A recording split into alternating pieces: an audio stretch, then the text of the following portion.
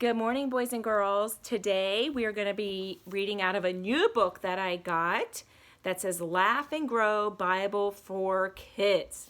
So today I picked a story called The Tower of Babel that we're going to be reading about.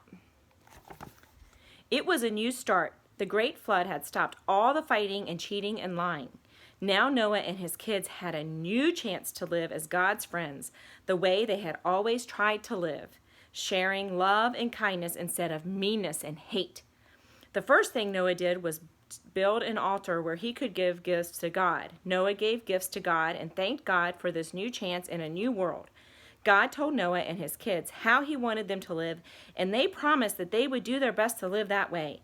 And it went pretty well for a while, but Noah's kids had kids, and their kids had kids, and their kids had kids, grandkids and great-grandkids and great-great-grandkids. They started building houses, and then they built a whole city.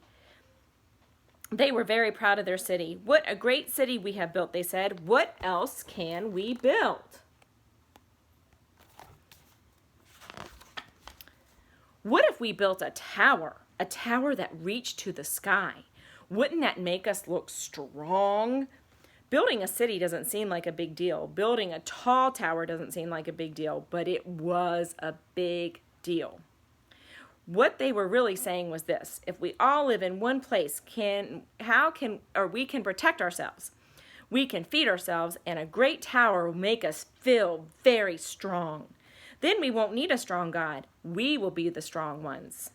Remember, God didn't want people to stay in one place. He wanted them to cover the whole world and make it like the Garden of Eden, filled with beauty, order, and plenty. He wanted his special creatures, his friends, to rely on him for safety and food. He wanted them to trust his strength, not their own, to build things together with him and not on their own. So as these grandkids and great-grandkids of Noah began building their mighty tower to the sky, God did something interesting. He scrambled their words.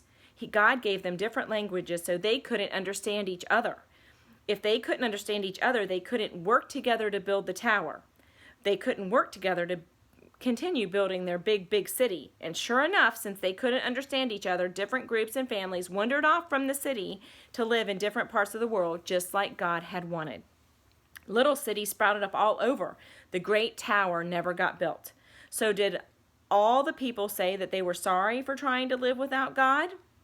Did they trust God again, stop sinning, and start spreading beauty, order, and plenty throughout the world?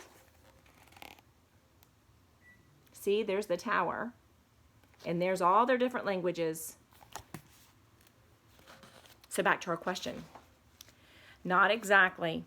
Wherever there were groups of people living together, there was sin, more fighting and more cheating, more lying and more hurting. Even with their second chance, the grandkids and great-grandkids of Noah made the same mistake that Adam and Eve had made long before. They stopped listening to God and started listening to that other voice, the voice of that sneaky snake that said, "You won't be happy if God is in charge. You should be in charge instead." A voice that lied. God saw his favorite creatures hurting each other and wandering farther and farther from him. So God knew it was time for his great rescue plan. A plan that didn't start with a huge flood or a big boat. A plan that started with one single person. A guy named Abram. Oh my goodness, look at them fighting. All right, I'm going to ask you some questions about the story we just read, and tomorrow we'll hear more about this guy named Abram. Was the Tower of Babel where languages started? Because the people disobeyed, God scrambled their words. They couldn't understand each other. Some Bible teachers believe this is the origin of the languages which forced people to live in different parts of the world, just like God had wanted. What was the big deal for the people to build a tall tower?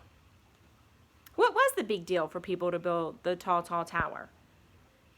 The big deal was they were doing it on their own, and they were pushing God away. And God made us so that we can always want to be around him and have him help us, not us help ourselves. Why did God scramble their words?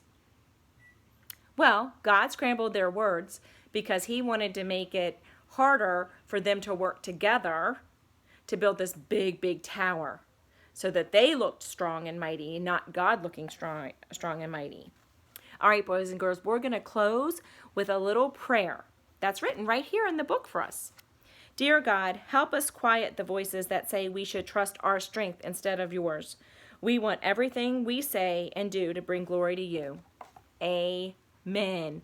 Oh, boys and girls, I'm so excited that tomorrow we're going to hear about Abram. Oh my goodness, I'm going to give you a sneak peek because I think this book is so cool. There he is. Okay, we're going to learn about him tomorrow.